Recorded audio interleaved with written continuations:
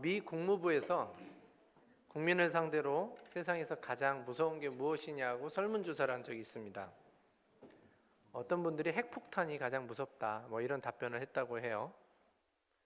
그 다음에 이제 깽단이 무섭다. 이제 조직폭력배죠. 우리나라 말로 하면 그런 사람들이 무섭다.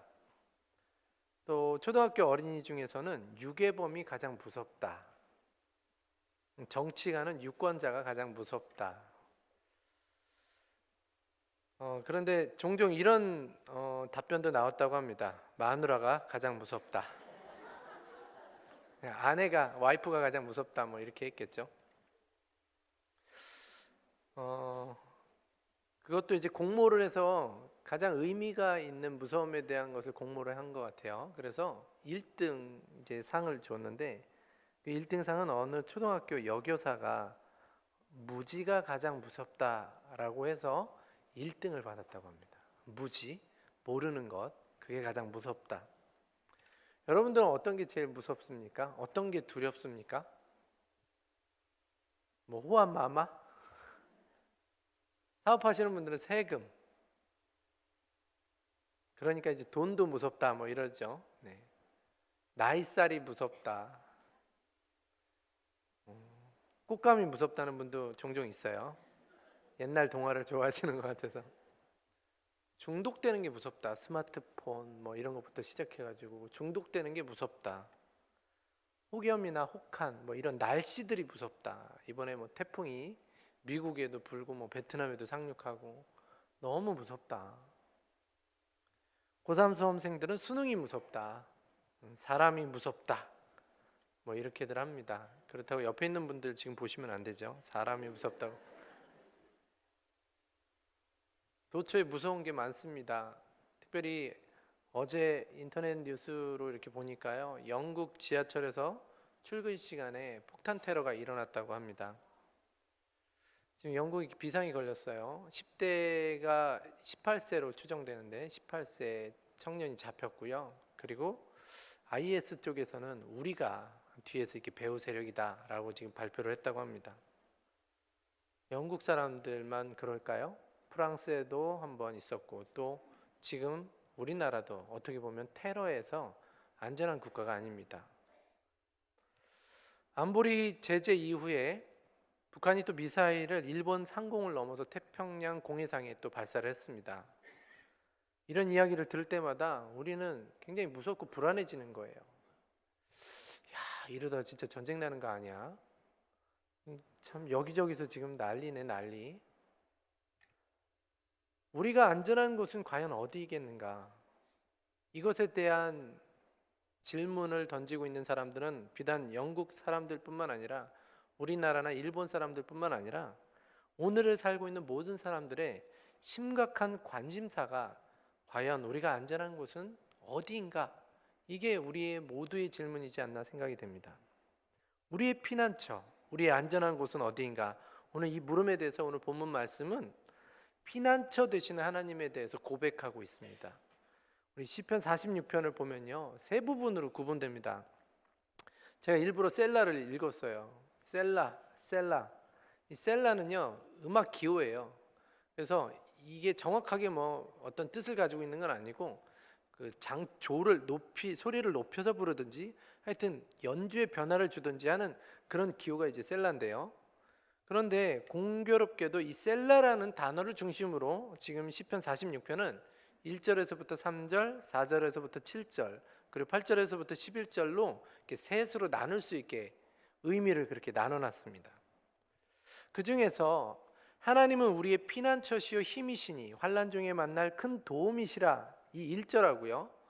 만군의 여호와께서 우리와 함께 하시니 야곱의 하나님은 우리의 피난처시로다라는 이 7절과 11절의 고백이 시편 46편의 핵심 구절입니다.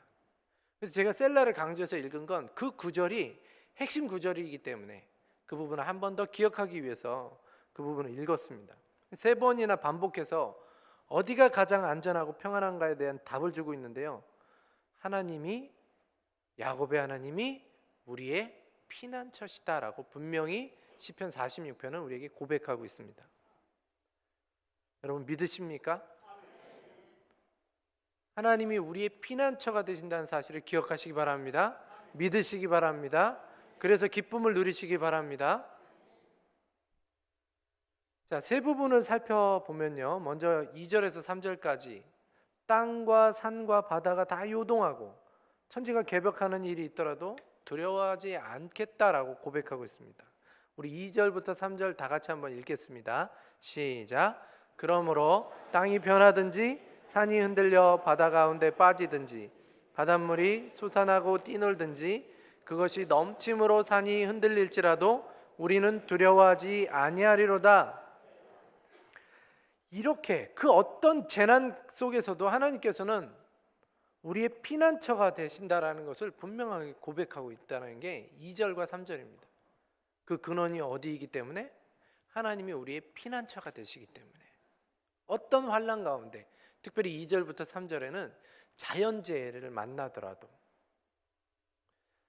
4절부터 6절에서는요 이스라엘과 온 열방의 주인이신 하나님께서 함께 계시는 그곳이 시온이 될 수도 있고 예루살렘이 될 수도 있고 나라가 될 수도 있는데, 그 나라, 그것은 어떤 나라들이 떠들고 위협하고 공격하고 쳐들어와도 하나님이 함께 하시면 그 나라는 안전할 것이다 라는 것을 4절에서 6절에 말씀하고 있습니다. 우리 4절에서 6절 다 같이 읽겠습니다. 시작. 한 시내가 있어 나뉘어 흘러 하나님의 성 곧 지존하신 이의 성소를 기쁘게 하도다. 하나님이 그 성 중에 계심에 성이 흔들리지 아니할 것이라. 새벽에 하나님이 도우시리로다. 문 나라가 떠들며 왕국이 흔들렸더니 그가 소리를 내심에 땅이 녹았도다. 6절까지만 읽겠습니다. 1절부터 3절까지는 천재지변에 대해서 안전한 피난처가 되신다라고 고백하고 있다면 4절부터 6절까지 말씀은 주님이 성에 임재하심으로, 주님이 성에 함께 하심으로 이스라엘을 향해 지진처럼 격렬하고 파도처럼 그렇게 위협적으로 밀려드는 그 두려움, 그 공격에 안전하다라고 지금 고백하고 있는 것입니다. 8절부터 9절에서는요 주인 되시는 하나님의 주권을 노래하고 있고, 그리고 그가 능력으로 행하신 일을 선포하면서 하나님에 대한 그들의 신뢰, 그들의 신앙을 고백하고 있습니다. 우리 8절 9절 다 같이 한번 읽겠습니다. 시작. 와서 여호와의 행적을 볼지어다. 그가 땅을 황무지로 만드셨도다. 그가 땅끝까지 전쟁을 쉬게 하시며 활을 꺾고 창을 끊으며 수레를 불사르시는도다. 전쟁의 주인이 하나님이시다라는 거죠. 전쟁을 그치게 하시고 평화를 세우시고 나라와 백성들을 안전하게 지켜주시는 이 바로 그분이 우리의 하나님이십니다 라고 고백하고 있습니다. 시편 46편은요 천재지변 같은 환란이 다가와도, 그리고 적군이 파도처럼 우리에게 공격해 온다 할지라도, 그리고 전쟁에서 우리가 두려워하지 않을 그런 분명한 이유가 있다면 그것은 하나님이 우리의 피난처가 되시기 때문이다라고 말씀해주고 있습니다. 그러므로 오늘 시편 46편의 말씀을 믿고 우리의 피난처 되신 그 하나님 의지하셔서 오늘 우리에게 다가오는 그 어려움이 어떤 어려움인지 모르지만 그 어려움을 이겨낼 수 있는 주의 사람들 되시길 주님의 이름으로 축원합니다. 자, 그럼 다시 질문합니다. 무엇이 무서운가요? 이겨내시기를 축원합니다. 다들 아멘 하셨잖아요. 그죠? 무엇이 무서우십니까? 뭐라고요? 하나님이 무섭다고요? 큰일이네.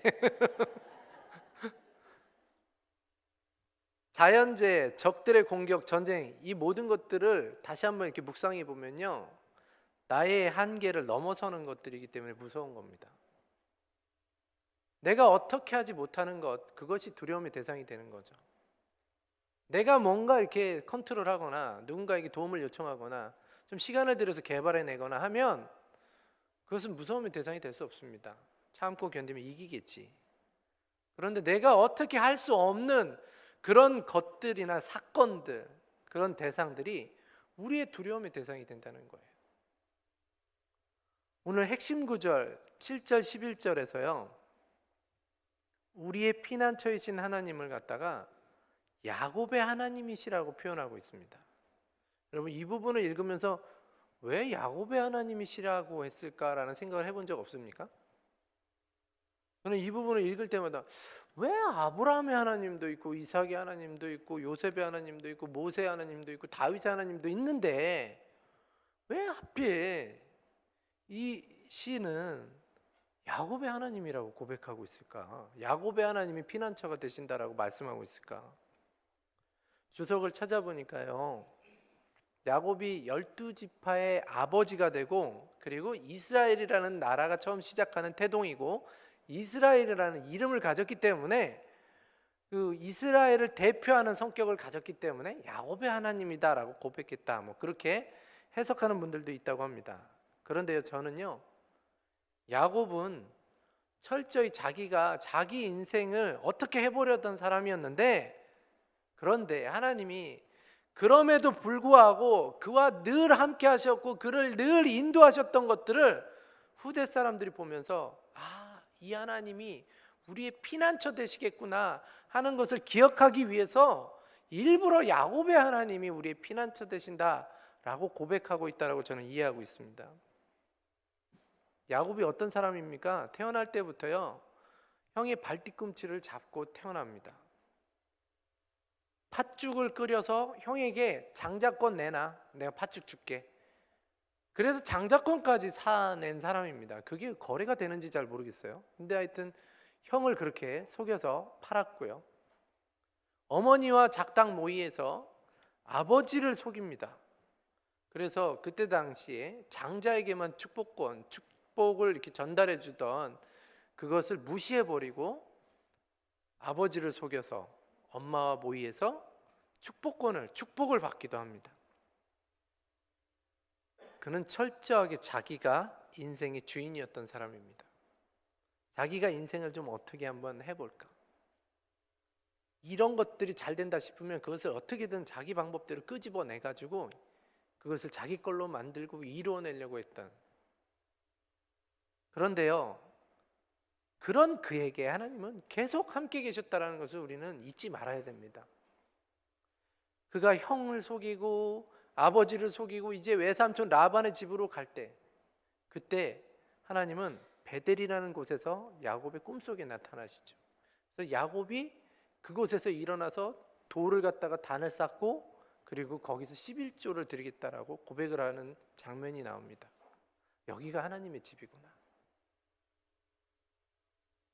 라반 삼촌의 집에서요, 야곱이 키웠던, 분명히 삼촌하고 계약하기를 내가 키우는 양과 염소는 뭐 점박이가 있거나 좀 거뭇하거나 뭐 이런 것들 키우겠습니다 했더니 하나님이요, 그 그러니까 우성, 굉장히 좋은 유전자를 가진 그런 양과 염소들을 갖다 다 점박이로 만들어 버리시잖아요. 야곱은 자기가 어떻게든 노력해서 잘 살아보겠다고 하던 사람인데 하나님은 계속해서 그를 지원해주고 뒤에서 그를 인도해주시고 이끌어가 주셨더라.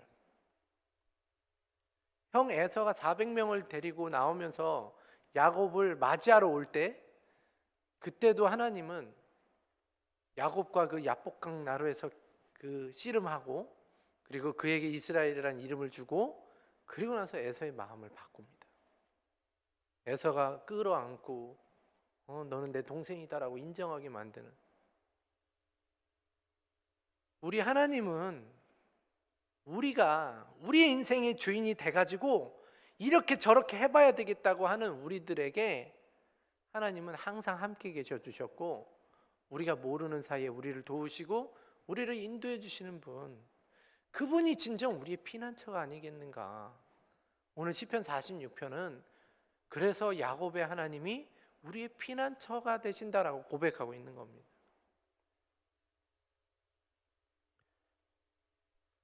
그래서 시편 46편에 야곱의 하나님이 피난처가 되시면 이런 배경을 가지고 이해를 해야 된다는 것이죠.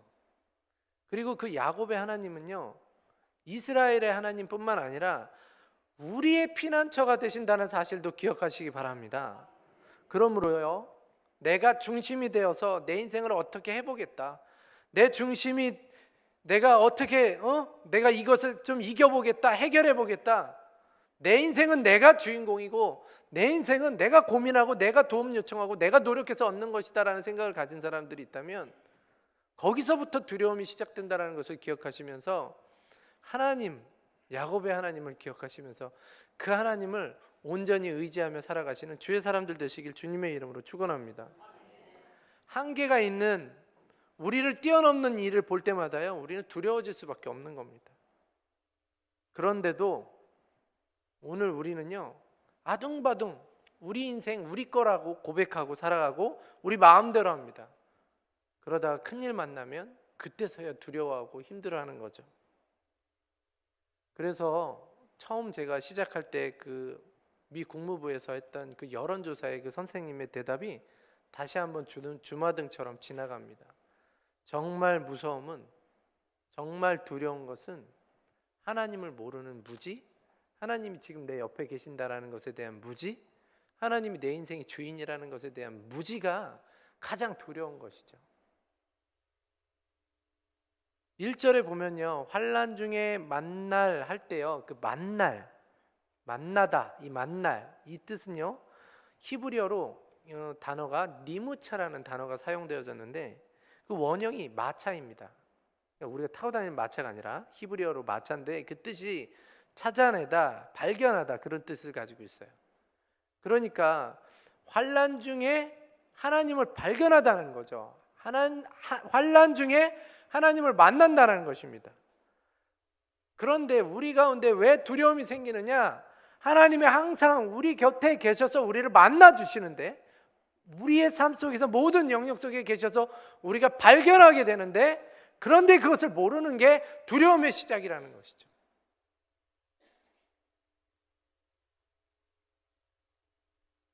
항상 하나님은 성도들 또 하나님의 자녀들 곁에 가까이 계시지만 우리들이 하나님의 임재를 느끼지 못하는 경우가 굉장히 많이 있습니다. 오늘 어떤 환난이 우리 앞에 있습니까? 환난 중에 늘 하나님이 우리와 함께 계심을 만나게 되시기를, 발견하게 되시기를, 찾게 되시기를, 깨닫게 되시기를 주님의 이름으로 축원합니다. 10절에서 그러니까 결론적으로 사람들이 해야 될 일에 대해서 말씀해 주고 있는데요, 우리 10절 다 같이 한번 읽겠습니다. 시작. 이르시기를 너희는 가만히 있어 내가 하나님 됨을 알지어다. 내가 문나라 중에서 높임을 받으리라. 내가 세계 중에서 높임을 받으리라 하시도다. 여기서 너희는 가만히 있어라는 표현은요, 칼과 창을 들고 전차를 몰면서 전쟁으로 막 문제를 해결해라, 준비해라, 어떻게든 이웃 나라가 쳐들어오고 그러는데 가만히 있으면 안 되지, 그런 게 아니고 모든 무기를 버리고 진정한 평화와 안녕의 길이 어디 있는지 곰곰이 생각해 보라는 말이에요. 내가 할 것 다 해보고 그 다음에 하나님 찾으라는 얘기가 아니에요.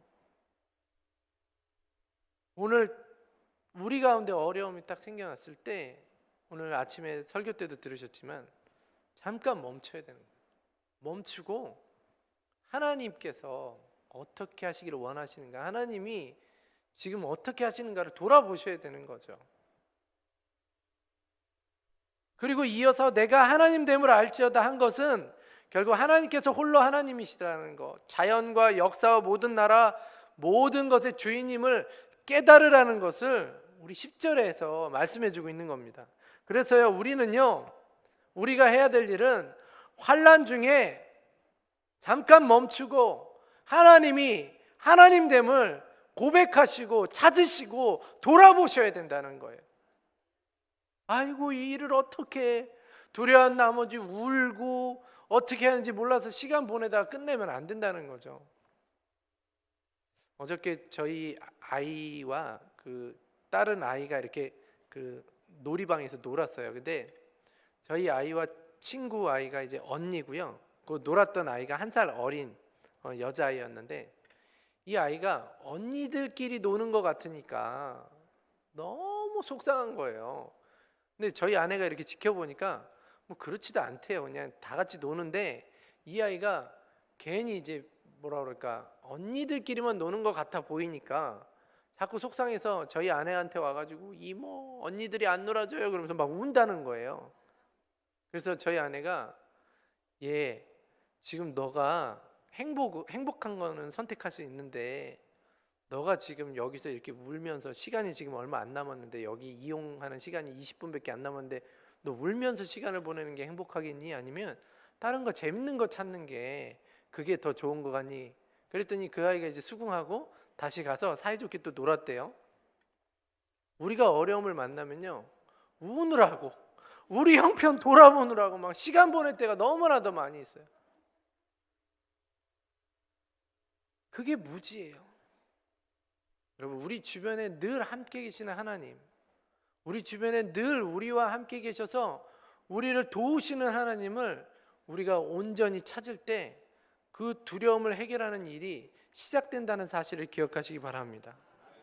그 하나님이 우리와 함께 하심을 깨달을 때요, 시편 46편 기자는 땅이 변하든지 산이 흔들려 바다에 빠지든지 우리는 두려워하지 않겠습니다라고 고백할 수 있게 되는 거라는 거죠. 우리 부평중앙교회 모든 성도님들이 하나님 됨을 아는, 하나님 됨을 깨닫는, 하나님이 지금 우리와 함께 하심을 찾고 그것을 아는, 그래서 그 두려움을 이길 수 있는 주의 사람들 되시길 주님의 이름으로 축원합니다. 결론을 맺도록 하겠습니다. 안팎으로 그리고 여러 가지로 위기에 처한 오늘 우리에게도 이 시편 46편이 하나님께서 주시는 위로의 말씀이 되는 줄 믿으시기 바랍니다. 그때 당시 이스라엘에게만 그런 위기가 있었고 이스라엘에게만 위로가 되는 것이 아니라 오늘 우리에게도 지금 북한이 자꾸 미사일을 쏴대고 영국에선 테러가 일어나고 전 세계적으로 경제적으로 힘들고 어떻게 해야 될지 모르는 이 상황 속에서 이 46편에 하나님이 늘 우리와 함께 하심, 그 하나님의 하나님 되심을 알고 찬양하는 것이 두려움을 이겨내는 것이라는 사실을 기억하시면서 오늘 하루를 그 하나님을 찬양하며 다시 한번 두려움을 향해 한 걸음씩 내디딜 수 있는 주의 사람들 되시길 주님의 이름으로 축원합니다. 이슬람 국가 터키 군대가 유럽 기독교 국가들을 위협하면서 계속해서 진군해 올 때 1529년 마틴 루터가 내주는 강한 성이요 방패와 병기 되시니라는 찬양을 지었습니다.